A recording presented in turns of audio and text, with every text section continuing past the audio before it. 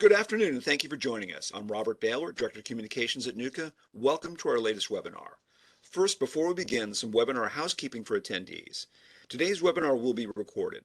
It will be available in the next few days on NUCA's YouTube channel and on our webinar webpage, both of which can be accessed via nuca.com. Now about your WebEx Meetings webinar screen. There are two buttons on the lower right-hand side of your screen titled Participants and Chat. Clicking on Participants gives you a list of webinar attendees.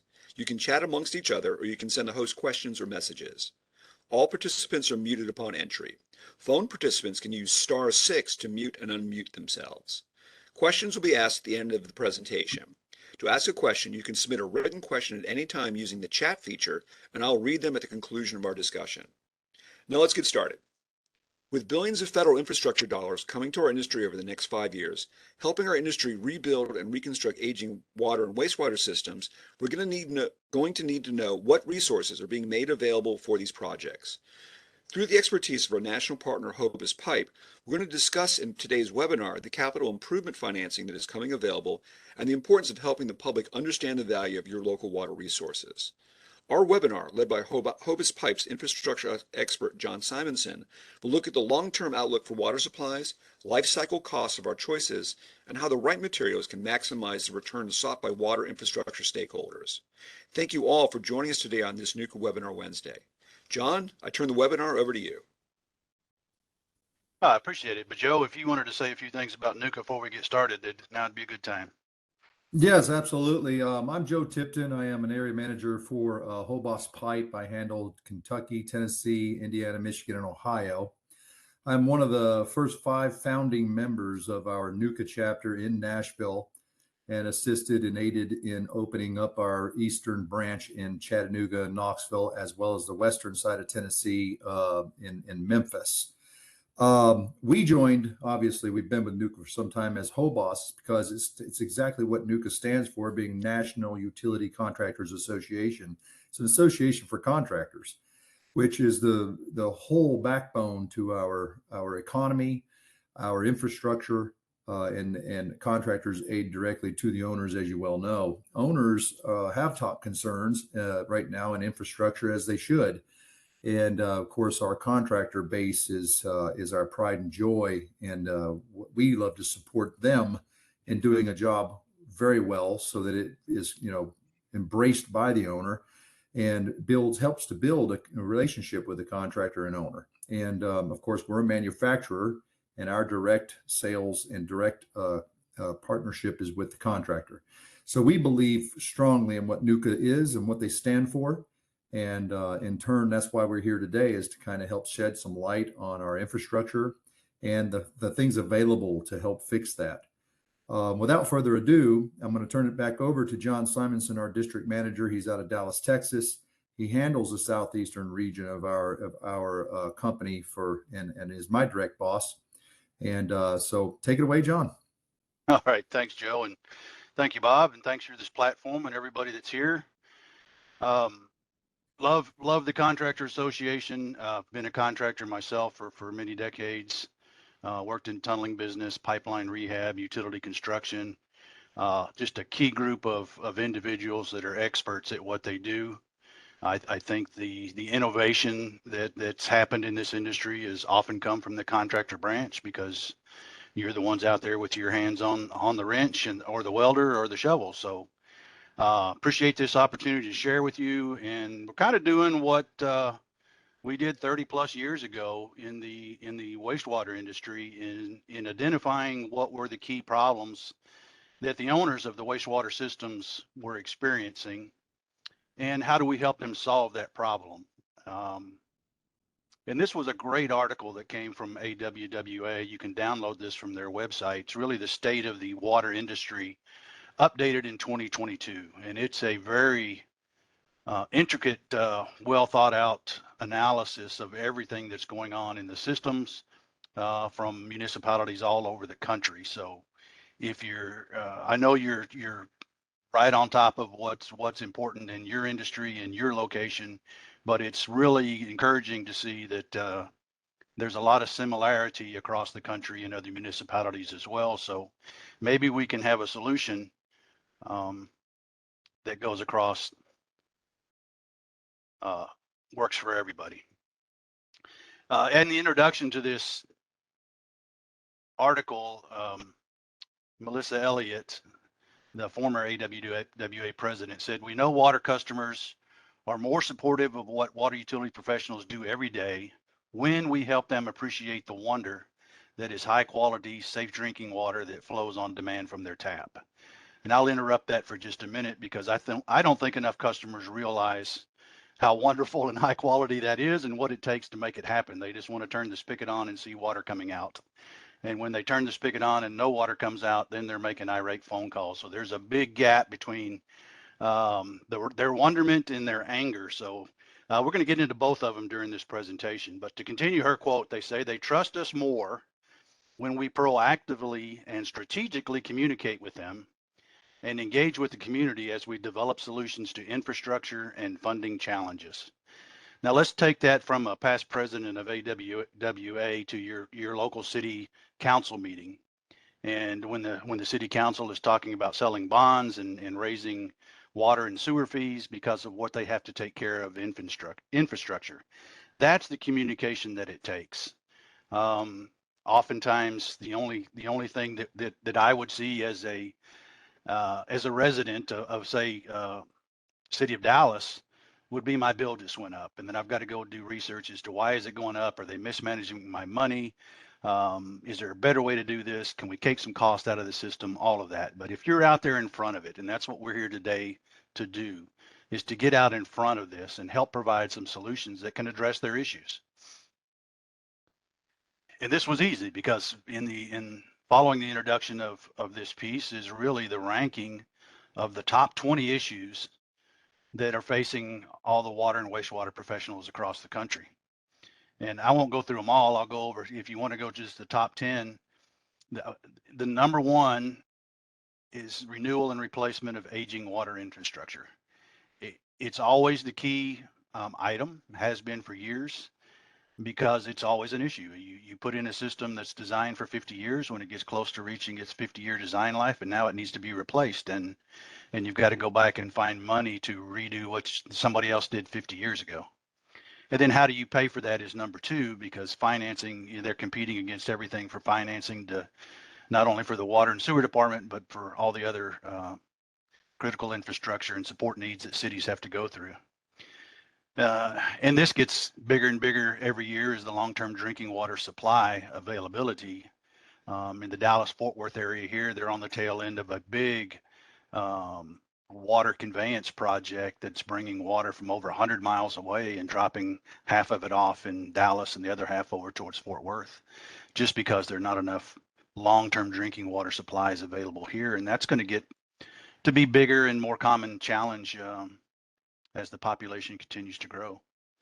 The fourth thing, which moved up this year, is aging workforce and retirements. I mean, all the people that have been around the cities for years, and it's the person that knows where every valve is or every manhole is or how they fixed something last time. Those people are retiring.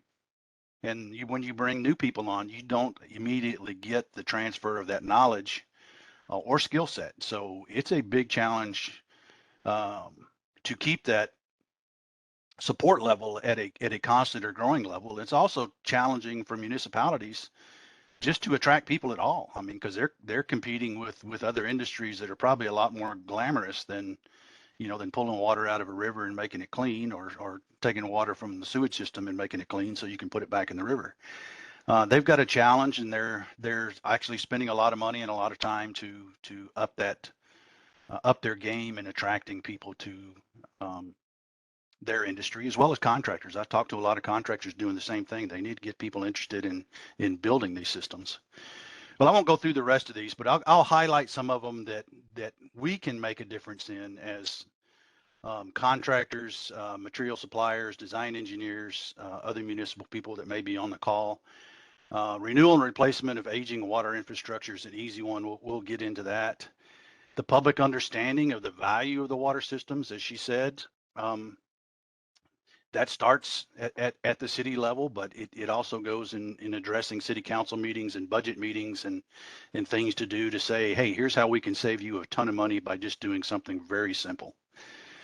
Cost recovery. So when you do spend, and this kind of ties into asset management. I spent a lot of time in asset management over the last 10 years and trying to understand how municipalities assess the value of their infrastructure in terms of, the capital cost, what its life cycle is, where is it in that life cycle, what's the maintenance cost, replacement cost. All that is accounted for now. It's actually counted as an asset that the city has when they're going for funding and trying to sell the next bond is, hey, well, I've got $1 billion worth of assets here. But if your $1 billion worth of assets is year 49 into its 50-year lifespan, you got about $1 billion worth of liability that's coming up. So managing that system and keeping track of what it's worth is a key thing.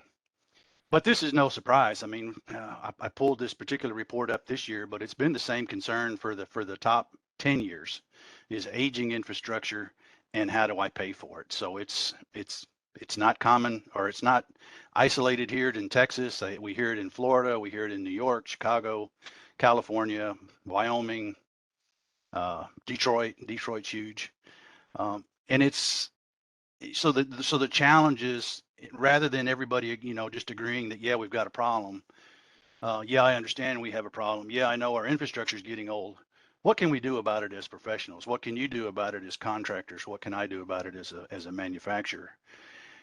And I don't know that we have time to get into it today, but I think one of the things that makes a huge difference is when contractors speak up in terms of, hey, let's try to get out of this low bid environment where the cheapest price at bid day gets the project, and go into more design build or evaluated proposals where they can capitalize on your expertise and your thoughts and your ideas to build a better job, not necessarily the cheapest job that can go in the ground, but the best job that can go in the ground that will last the longest.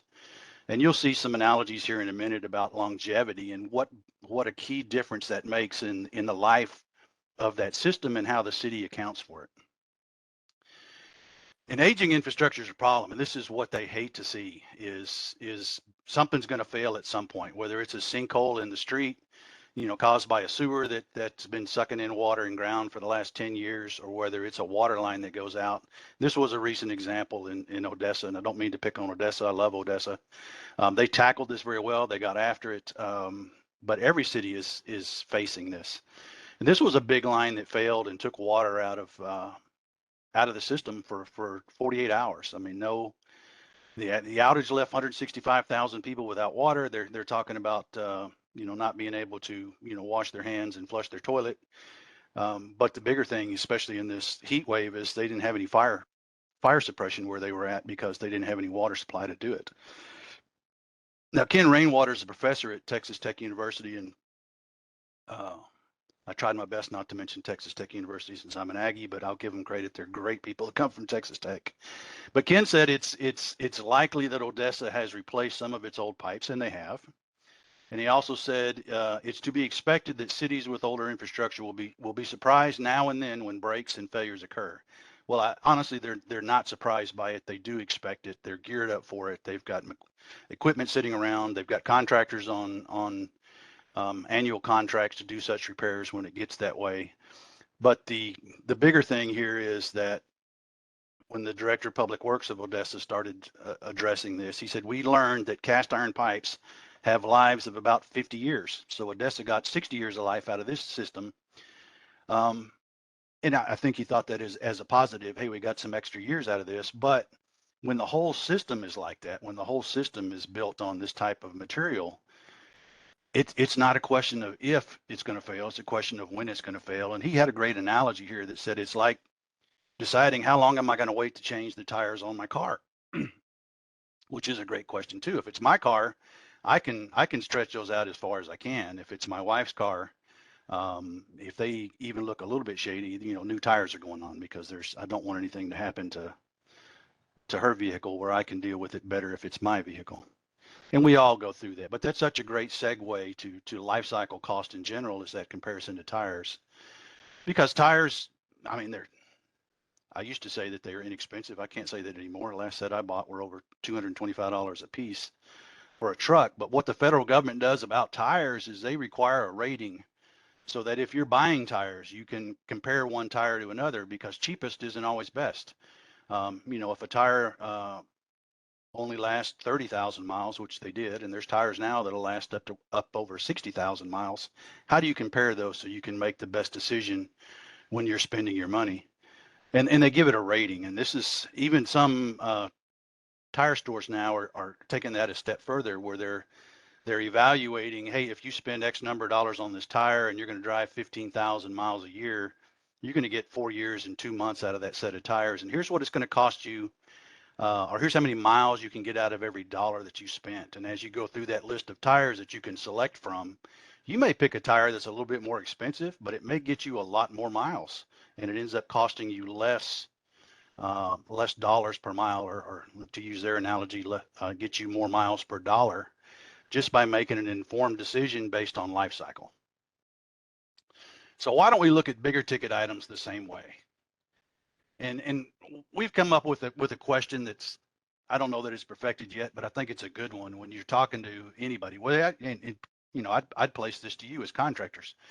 You know, what's your biggest nightmare about the water and wastewater industry that keeps you up at night? When we're talking to engineers, you know, what's their biggest nightmare that keeps them up at night? When we're talking to municipal owners, what are you worried about? What's the, you know, like this picture, what has your eyes wide open at early in the morning and you can't sleep?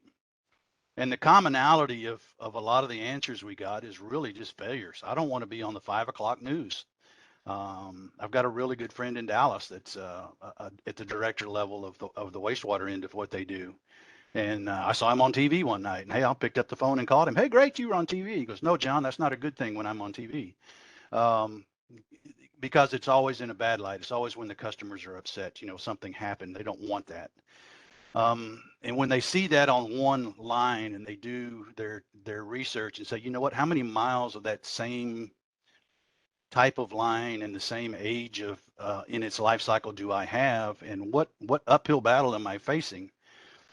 And I won't mention this city's name, but they had probably identified $400 or $500 million worth of their system that they needed to spend $400 or $500 million on their system every year, and their budget was closer to $100 million. So, you know, it's a juggling act. How do you do that? How do you make that money stretch, and how do you account for everything that's coming? I'd be awake all night as well with those kind of challenges. But I think we've got a solution for the aging infrastructure part, and it's really just using a material that doesn't age and doesn't corrode like the materials they're used to using. It's every pipe material either is going to get is going to corrode over time if it's made out of metallic materials, if it's made out of a brittle material that can, as the earth moves and it can crack. You know, there are things that take away that life cycle, and there's tons of research and requirements from a material manufacturing standpoint that you have to meet to show what your life cycle is. But it really gets down to the point of, hey, I can keep doing the same old thing we've always done, which is put in materials that are going to deteriorate and age and have to be replaced. Or I can do something that gets past that and stretches my dollars further. And I like to think of option A as going backwards and option B as going forwards, but I'm biased because I want more and more customers to switch to a pipe that just doesn't corrode. If you take corrosion out of the equation, you're going to extend the life cycle of that investment exponentially. You will eliminate repairs exponentially. You can solve a lot of issues by eliminating the problem that's causing those issues. And that's what we've done at Hobas. We've done, I say I wasn't here 35 years ago, but when they got started, it was actually a contractor named Ted Stewart that heard about Hobas Pipe in Europe, and he goes, you know what, that just really sounds like a good idea. How about I make a plant here in the United States and I start making this pipe and start putting it in the ground? Because he was constantly either putting in or repairing bare concrete pipe in sanitary sewers, and it would last 20, 25, 30 years, and he'd be back in there, you know, putting a new sewer in. He says there's got to be a better way, and he realized this 30 years ago and 30 plus years ago, that if you spend a little bit more money, and back then, as is today, fiberglass pipe is more expensive than bare concrete pipe for sanitary sewer. on bid day. But it doesn't take very long in that life cycle that it becomes less costly and actually ends up saving money when you get into not only the 50 years that's conventional, or what used to be 30 years and turned into 50 years, but what if when that pipe lasts 100 years, 150 years, 200 years plus, it's like those tires. Instead of them wearing out at 30,000 miles, what if they made it 300,000 miles or 900,000 miles before they wore out? What's that worth? Is it worth another dollar? Is it worth 10 times as much? That's kind of the things that we're going to look at today. But our philosophy is that we're ensuring that today's solutions, what you're putting in the ground today, doesn't become tomorrow's problems. Because if you keep doing the same old thing and putting materials in there, they're going to corrode. You'll have the same problems 50 years from now, or 60 years from now, or 30 years from now.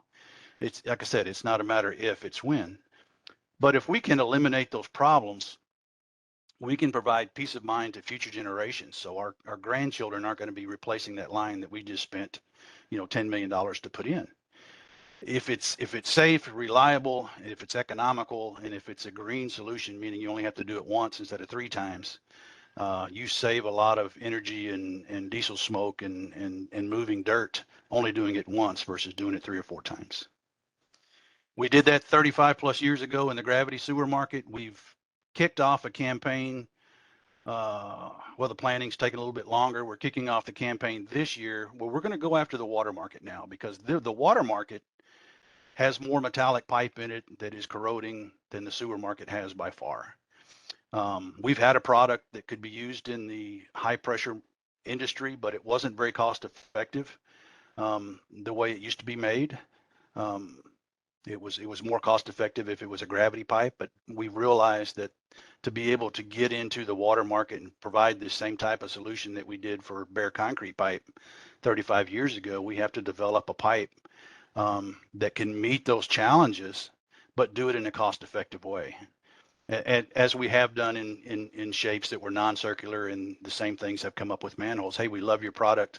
We love it that it doesn't corrode, but then why put a concrete manhole on top of a system that doesn't corrode and then the manhole corrodes? So it's a common theme. We've been gearing up to meet that common theme. The plant itself has grown in 4 or 5 major steps. And I don't know if everybody can see my mouse, but I'm hovering over this back building back here on the left. It's a brand new facility that holds a new type of pipe making equipment for the pressure industry. This building with the white roof over here is non-circular pipe industry. This little square right here was the building that Hobas started at 30 something years ago. And it was this little square of concrete right here, and that was it. So we've had to expand to meet the ever increasing need for systems that don't corrode, and in our footprint to be able to build pipe for projects. And every piece of pipe you see here is for a project. Has grown this way. We're buying property here. We bought property back here behind this that you can't see. We're investing a lot of money to keep up with the demand, because the demand is huge. And what we used to be able to do in the water industry was kind of limited to 250 PSI. And then as the diameters got bigger, that pressure capacity, based on the way we used to make pipe, or still make pipe on the gravity side, was limited. So the investment we've made now is to expand that pressure range up to 500 PSI and then into much larger diameters, so that we can go after those water mains, the force mains, the raw water transmission mains, industrial effluent lines, cooling water lines, you name it, penstocks, a lot of penstock activity going on in the north and northeast and northwest. But to be able to do that, we're making pipe a different way that takes all the glass and puts it in the hoop direction to build tremendous pressure resistance. And that's the big change in what we're doing to address a market that is a pressure market. There's some technology that's newer in the industry. It far exceeds what's been out there in the past with older type equipment. It is so automated and self-reporting and tied to a central computer that monitors and adjusts on the fly, that you can efficiently make large diameter pipe at a tremendous rate of speed. And that has gotten us to the point we think we're competitive to go after the water market now, where we used to be way more expensive. And to try to sell that to an owner that had a limited budget was a big step. Now, a lot of them made that. But now what if we go to the owner and hey, their normal solution that they realize is only going to last 50 years, is going to cost them $12 million for that project. And just to use a product that's going to last 3 times longer also only costs $12 million. It's a game changer. And you'll see in a minute, I hope, that it doesn't really matter in the long-term scheme of things if that initial cost is right there where the old materials are, or it's 2 or 3 times higher. The life cycle cost of this decision is phenomenal. Now, I know they have budgeting decisions and a limited amount of money, so they're going to have to address these as they go. But to use a material that can last well beyond traditional design life parameters is amazing. And I'll skip through this because I can see the clock's ticking by pretty fast. But fiberglass materials just last a long time. They're designed to last a long time. They're built with materials that don't corrode in very corrosive environments, and that's done on purpose. One of the biggest obstacles that we've had to overcome in the pressure industry is how do you restrain a large diameter pipe that comes up on a bend, and the thrust that's created there, the formula for that is 2 times the pressure times the angle times the area of the pipe times half the angle. And you can calculate how much thrust is pushing against that pipe to try to move it out of its position. But we've always used concrete, axial concrete encasement. It's the concrete. Instead of putting gravel around the pipe where you come up to that bend, we asked the contractor put in reinforced concrete. And again, it depends on the soil type, how much bearing capacity the soil has. But it's very easy to come up with a calculation that says, look, if I've got 30,000 pounds of thrust, let me put 30,000 pounds of concrete around here, and it's not going to move. And then there's other parameters about friction and backside area that all make this calculation a little bit more complicated. We've done it one at a time for years. We've hired a national renowned engineering firm, Simpson, Gumbert and Haggard, and I always butcher that name, so we're going to call them SGH. They're modernizing this methodology for us, and they're going to push to get it included in ASTM and AWWA so everybody can use this for axial concrete thrust restraint, because we've been using it for 30 years with our centrifugally cast process. We think it's better to restrain all the pipe in that restrained area rather than just trying to tie the joint together with a little spline. And it's absolutely necessary in diameters that get above 42 inch, because you'll see with a lot of fiberglass materials or even PVC and other materials, they're mechanical restraint to tie that joint together and keep it from moving. They kind of fall off at 48 inches in diameter and 150 psi. So what if you have a 96 inch pipe at 300 psi? You can do that with axial concrete. And there's something else about bends with flexible pipe that you need to be able to keep those bends from flexing as the pressure cycle goes up and down, and axial concrete does that as well. Another great thing about fiberglass is just its abrasion resistance and how much better it is. This is load cycles of rocking very abrasive material inside of a pipe. And this is how many cycles, how many cycles is here, how much the pipe deteriorated or got worn away is here. And from a cost standpoint about how long is this pipe going to last in a very abrasive environment, fiberglass pipe is by far one of the best materials you can use in terms of resisting abrasion. So not only does it resist the corrosion that deteriorates pipes quickly, it helps eliminate the loss of material from the inside from abrasion. The picture on the left is our centrifugally cast facility. There's 9 mold bays there. And one of the bigger questions is coming up recently, has been a hot topic this last year. Is also one of the reasons why we're spending $60 million to grow, is to increase our capacity to be able to push this pipe out faster, because we're having trouble keeping up with demand. This last, almost 4 or 5 months ago, we were starting to catch up. We'll think we'll be caught up by the end of the year and ahead of it next year when the filament wound machine comes on board.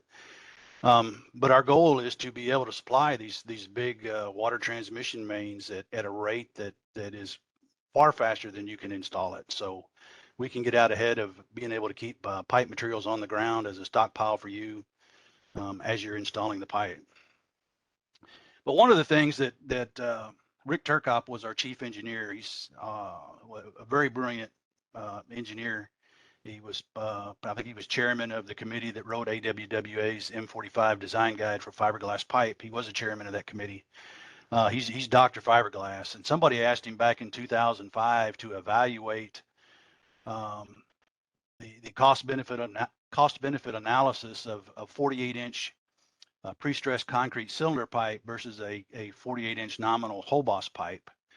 And he says, well, let me look at all the parameters. And he got into not only what is the ID of that pipe, and the PCCP was actually 48 inches, and Hobas pipe's a little bit oversized, so it's 48 and a half. How much flow difference is there just based on an extra half of an inch of inside diameter, and how much does that reduce the head loss, or how much more water can you get in there with the same head? And then also, what is the friction factor of the two different materials? And Hobas has a Hazen-Williams coefficient of 155, and I think the PCCP was 120. Yeah, there it is. So it just takes less effort, less energy, less pumping capacity to get the same amount of water through the system. And he said, let me just do a calculation on what the cost savings is for the owner, because he's the one paying for the electricity. Now he used 0% or zero inflation rate, meaning that this is neutral. So it doesn't matter if you're in a 3% inflation or 10% inflation, you can adjust that later. But what is the cost of, or the savings? And back then it was 7 cents per kilowatt hour over 30 years. So he calculated what the head loss savings was, and he could save 31.3 feet by using Hobas. What the horsepower savings was by not having to pick it up another 31 feet. What the kilowatt hour savings was to generate that amount of horsepower. And then based on the cost of electricity, how much does that save me by using a pipe that's bigger and slicker in a year? And it was $226,000 a year that the owner could save by using material that was much slicker and a little bit bigger. And in terms of a 30-year, and they picked 30 years here because I think that was the design life period back in those days, that saved $2.5 million in 30 years. Well, I don't think that whole pipe system cost $2.5 million. So I think the energy savings alone saved more than the pipe cost. So they literally paid for the cost of the pipe within the 30-year time frame. Now, if we use that today, and let me skip to the way I think we do things today is just apples and oranges, because everybody talks about price at bid day, right? Are you 50 cents lower than the next bid, you win the job. So if they're using that to compare materials, say pre-stressed concrete cylinder pipe or Hobas, on bid day they're going, well, if this was PCCP and it was 11.9 million, and Hobas the same time on bid day was 12 million, you know what? We're going to go with PCCP because it's cheaper. But you have to take a closer look at that, because if PCCP only lasts 50 years, meaning that $11.9 million you spent today is worth zero in 50 years because now it has to be replaced. But the material that costs just a hair more, I think that's 1% more, lasts 150 years. Is that a better value? Well, of course it is. And this is just a quick way to run through that and look at it. If it cost me 11.9 million today, and in 50 years, now this has no inflation to it. In 50 years, I got to spend $11.9 million again. In 100 years, I have to spend $11.9 million again to get to the same point that other materials would get to on bid day. That costs $35.7 million to do it the old way.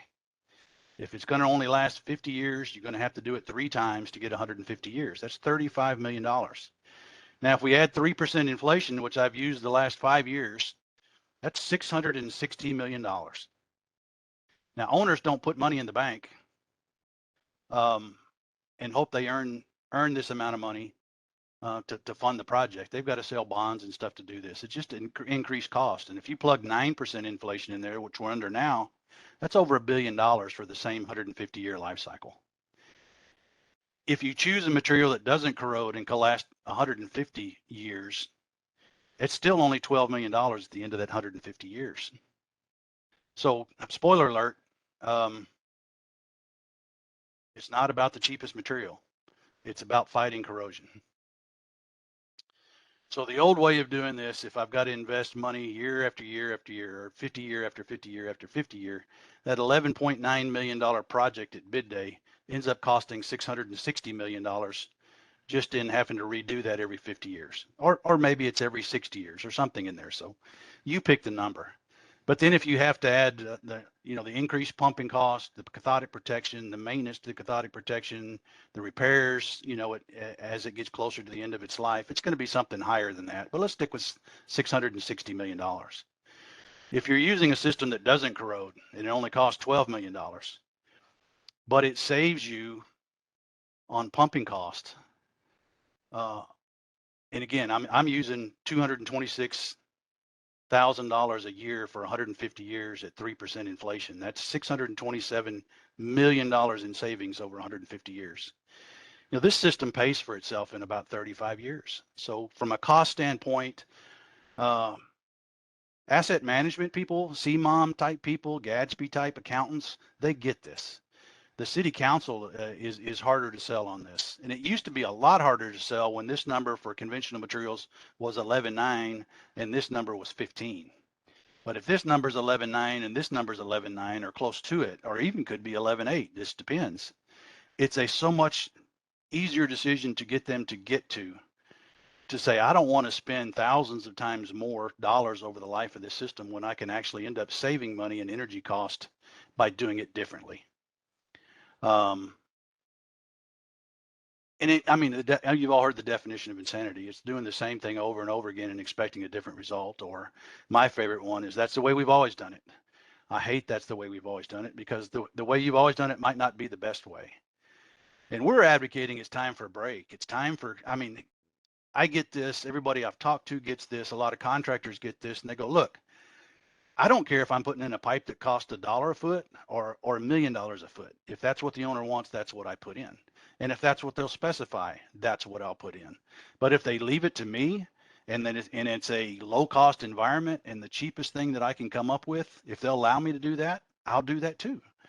So how do we break that cycle and get away from let's find the cheapest thing we can do that's going to have to be replaced in 50 years to making a difference? Let's make sure the solutions we're offering today don't become tomorrow's problems. Let's not pass this off to our kids and grandkids and great grandkids. Let's make a change. Let's do something different. Get the corrosion out of the picture. Just quit staying awake at night thinking about, well, how do I do this? What if you had that magic button that you could click and say, look, everything I have in my system that's going to fail inside the next 50 years is now going to last 300 times, 3 times longer. How much better would you sleep? How much better would you sleep knowing that you're saving hundreds of thousands of dollars, if not millions of dollars, in pumping cost over the life of that system? It's a change in thought process, and it's a change in just trying to get out of this is the way we've always done it and really look at what that cost over the life of the system. You get to see that every day. I know a lot of you are putting in brand new systems. A lot of you going back, repairing older systems, having to address breaks, having to tie into older systems. And when you're supposed to tie onto the first 5 feet of pipe you get to, well, it crumbles, and then you got to go to the next 5, and that grows. There's a better way to do this. We think NUCA is a great audience to take this thought. We don't want to be the champions of this. We're the ones talking about it. But what if you, as a contractor, went to the owner and said, you know what, I know you just awarded me this project, but have you thought about this? And I can save you, millions of dollars in the long run.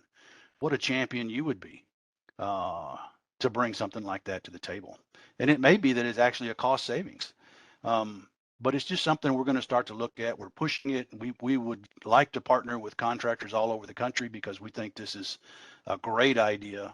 It makes sense in the long run. It makes sense to us. I think it makes sense to the people that are want to turn their spigot and have water come on and not have it interrupted. So that's I tried to keep it as brief as possible. But I think I'm done with the talk in general. I just open it up for questions. If you had any question anywhere along the way about something that came up, I'd be happy to go backwards and talk about it a little bit more. Thank you, John. That was absolutely fascinating. I can speak from a public policy standpoint because that's my career. Thinking of it, especially in terms of long-term cost cycles like this, mind-blowing, especially in turn you did the power analysis from a Yes. from a city council standpoint. That in itself would end up certainly making your point in terms of where why this material would be better than alternatives one as well too, or just a different way of actually looking at your long-term budgets that you're going to have, not just as your career as a politician, but whoever is going to replace you afterwards as well too. To a mind-bending 150 years, which is that's like thinking of the stars. All right. Well, and the no, but the key too is the 150 years is the minimum. So Right. that's something that we're required to do. If this thing's put in and it's installed well and the deflections are kept low, that could be 3 times that amount of time. Right. I mean, it's because it doesn't corrode, it's going to be there for quite some time.